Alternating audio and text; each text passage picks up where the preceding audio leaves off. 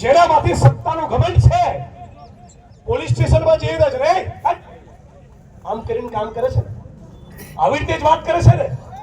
સારા અધિકારીઓની વાત નથી, જે બદતમીઝ છે, જે ભ્રષ્ટાચારી છે, જેને રૂપિયા છાપવા છે, જેને વહીવટો કરવા છે, જેને જુગાર અને દારૂ અને ડ્રગ્સમાંથી કમાવું છે, એ સત્તાના નશામાં, આવા સત્તાના જે લોકો નશામાં ફરે છે એવા માણસોને કહેવા માંગુ છું કે બરાબર સમજી લેજો, જે દિવસે આ ગુજરાતની જનતા જાગી ગઈ, કોઈને મોં બતાવવાને લાયક નહીં રહો.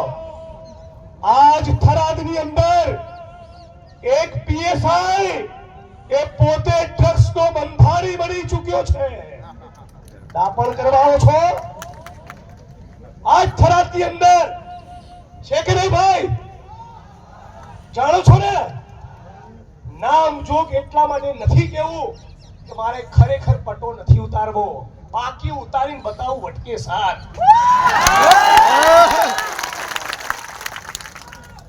અને કહું છું, પટ્ટા ખોટું કરનારા ધારાસભ્યના પણ ઉતરે, કાયદાનું કુંડારું તોડે તો વડગામના ધારાસભ્યના પણ પટ્ટા ઉતરે અને હર્ષભાઈ સંઘવીના પણ ઉતરે. મારી વાત બહુ સ્પષ્ટ છે, ખોટું કરવું નહીં અને કોઈના બાપથી ડરવું નહીં.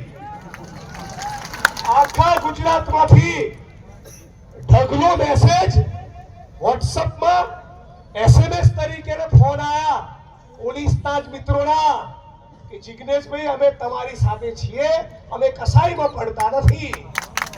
મરચા એમને જ લાગ્યા છે જેમણે ખોટા ધંધા કર્યા છે. ગુલાબસિંહભાઈએ કીધું આખું પોલીસ સ્ટેશન જાણે બુટલેગરોને હવાલે કરી દીધું હોય.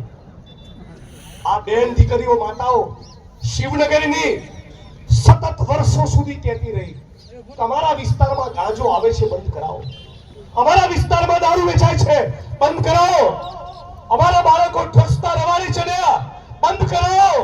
તમે એક વાત એમને નહીં માની ત્યારે મારે પોલીસ સ્ટેશન આવવું પડ્યું. આજે તમે